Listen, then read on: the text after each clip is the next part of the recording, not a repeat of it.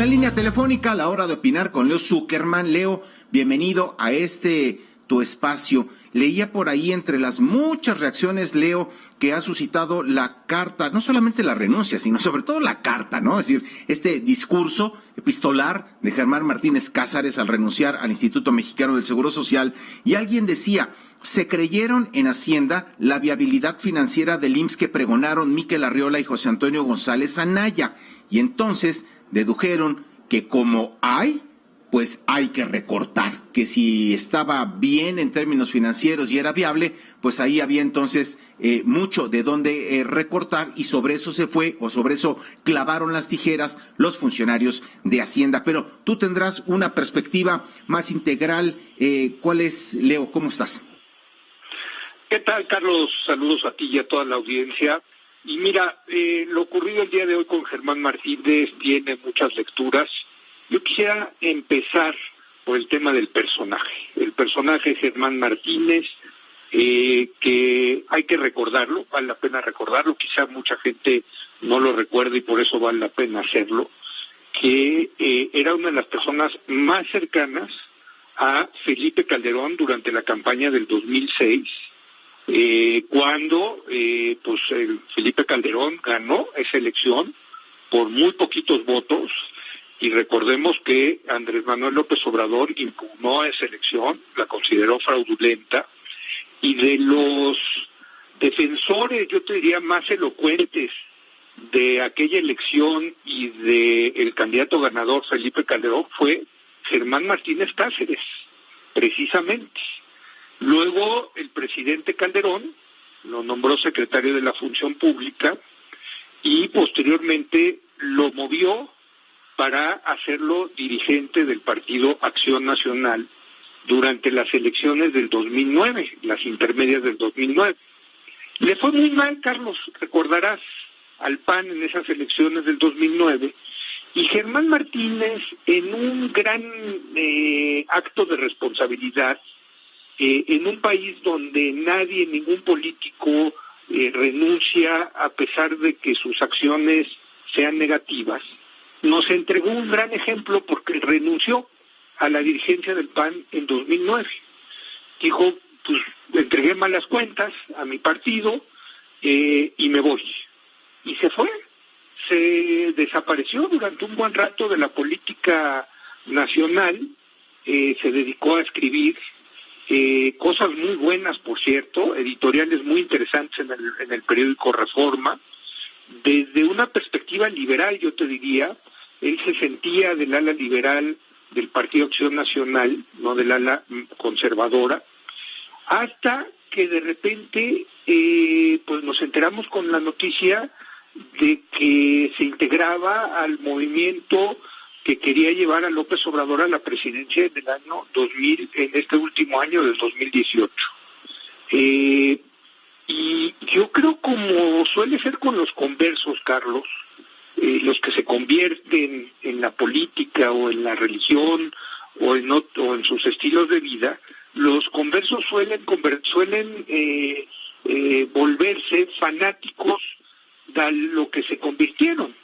En este caso yo te diría que llamaba la atención escuchar a Germán Martínez durante la pasada campaña presidencial, porque yo no sé si estarás de acuerdo o no, pero de los más elocuentes y fervientes defensores de Andrés Manuel López Obrador fue Germán Martínez. De los más articulados, Leo. Desde luego, porque es muy inteligente. Germán Martínez, no hay duda que es un tipo inteligente, culto, capaz. Y bueno, era impresionante ver al expresidente del PAN, ex calderonista de Hueso Colorado, defendiendo de esa manera ahora a Andrés Manuel López Obrador, quien lo llevó primero al Senado de la República y luego lo hizo director del IMSS. Bueno, pues toma esta responsabilidad Germán Martínez, con una gran convicción acerca de la necesidad de cambiar al país, del discurso de la Cuarta Transformación, y llega a la dirección general del IMSS, y ahí yo te diría viene la segunda parte de mi comentario, y se encuentra con la dura realidad de que pues el IMSS tiene una posición financiera frágil, que efectivamente tanto Miquel Arriola como anteriormente José Antonio González habían saneado sus finanzas, pero de todas maneras, una cosa es sanearlas y otra cosa es mantenerlas en un equilibrio difícil de sostener, sobre todo en un momento donde el presidente entrante, López Obrador, decide hacer una reingeniería del presupuesto, quitarle dinero prácticamente a todas las dependencias y organismos del Estado mexicano para dos cosas, para dárselas a sus programas sociales y para rescatar a Pemex. Y en ese sentido, pues le tocó el machetazo, el recorte a el Instituto Mexicano del Seguro Social, y pues lo que acaba ocurriendo es que Germán Martínez se da cuenta que el recorte con machete y no con bisturí, como ya se volvió un lugar común decir que fue este recorte presupuestal de la austeridad de López Obrador, pues le llega al Seguro Social y empieza a tener una serie de problemas enormes con los usuarios que cada vez están pues más enojados por los malos servicios que existen en el instituto, y Germán Martínez se da cuenta de que esto no va a cambiar, de que Hacienda tiene un mandato muy claro de mantener las finanzas públicas estables y por otro lado quitarle dinero a dependencias y organismos para dárselos a los programas sociales y a el rescate de Pemex, ¿no? Y bueno, pues ya no lo recibían, según él, en la carta que tú leíste al principio del noticiero, ya no lo pelaban, pues, ¿no?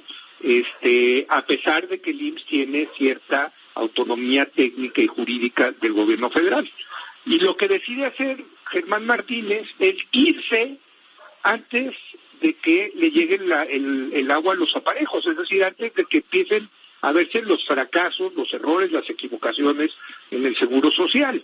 Es decir, se adelanta a los malos resultados que nos está diciendo el hoy exdirector del IMSS, de inevitablemente van a ocurrir con el recorte presupuestal. Segunda gran renuncia, yo te diría entonces en ese sentido, de un tipo que renunció en 2009 por los malos resultados y que en 2019, fíjate, 10 años después, renuncia otra vez anticipándose a los malos resultados de la institución que le encargó el presidente López Obrador gestionar. Y en ese sentido, la renuncia de Germán Martínez, me parece, es una alerta de que los recortes se hicieron mal en el gobierno federal y que instituciones como el Seguro Social, una institución que provee sobre todo servicios de salud y desde luego el tema de las pensiones, pero que estas instituciones van a sufrir y lo que vamos a ver hacia adelante son malos resultados. Termino diciendo una cosa, Carlos, si me lo permites, porque si tú que leíste la carta, pues los malos de la película en la renuncia de Germán Martínez son los llamados neoliberales de la Secretaría de Hacienda. Pero pues perdón, con todo respeto, pero esos neoliberales o tecnócratas de Hacienda están haciendo la chamba que les encargó el presidente López Obrador. El presidente López Obrador les dijo: ustedes tienen que hacer un presupuesto y gestionar un presupuesto donde no haya déficit, donde no haya, donde generemos un superávit financiero primario de las finanzas públicas, y a la vez necesitamos hacer toda una reingeniería del gasto, recortar, ser austeros, para darle el dinero, esos ahorros, a los programas sociales y sobre todo al tema del rescate de Pemex. Entonces Hacienda está haciendo su chamba, la chamba que le encargó el presidente López Obrador. En todo caso, la culpa no la tiene Ursúa, Herrera y compañía en Hacienda, sino el presidente, que fue el que ordenó ese mandato a la Secretaría de Hacienda.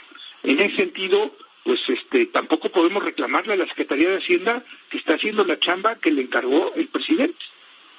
el brazo ejecutor de las órdenes que se toman ahí mismo, también en Palacio Nacional, pero en el despacho presidencial. Y Leo, por último, yo nada más quisiera preguntarte, ¿crees que puede haber, y esto no tienes una esfera de cristal para adivinar, pero los motivos, la expresión, este panorama en donde los recortes no solamente atajan la corrupción, no solamente pueden generar resistencias, presiones que unos soportarán y otros no, sino también los daños, que decía Martínez Cázares, el control estricto o exagerado, no lo dice literal, pero así, en espíritu, es decir, este recorte exagerado en servicios médicos es inhumano. Y aquí vuelvo al tema de los daños, digamos, colaterales, por llamar de alguna forma, en estancias infantiles, en el suministro de medicamentos, cuando dicen, es que hay mucha corrupción, sí, pero eso está muy bien y todo mundo aplaude que esa corrupción se combata.